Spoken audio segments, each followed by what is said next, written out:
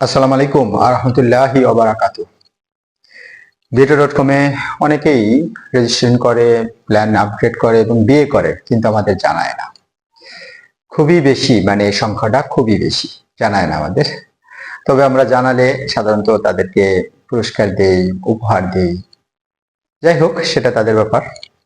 আর তবে কেউ কেউ জানায়, যেমন এক আপু গত 17 তারিখ আমাদেরকে জানিয়েছেন তার বিয়ে হয়েছে বিয়েটার মাধ্যমে।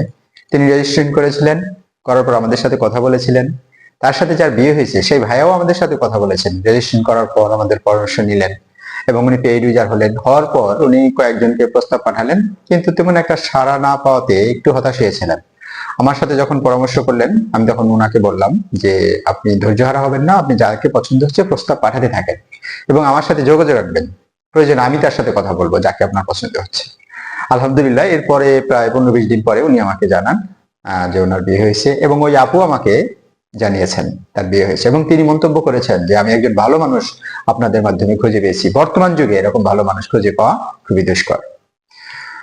অতএব আপনিও চেষ্টা করুন, প্ল্যান আপগ্রেড করুন, যাদেরকে পছন্দ প্রস্তাব পাঠাতে থাকুন এবং আল্লাহর উপর ভরসা রাখুন। আমাদের সাথে যোগাযোগ রাখুন, ইনশাল্লাহ আপনিও সফল হবেন।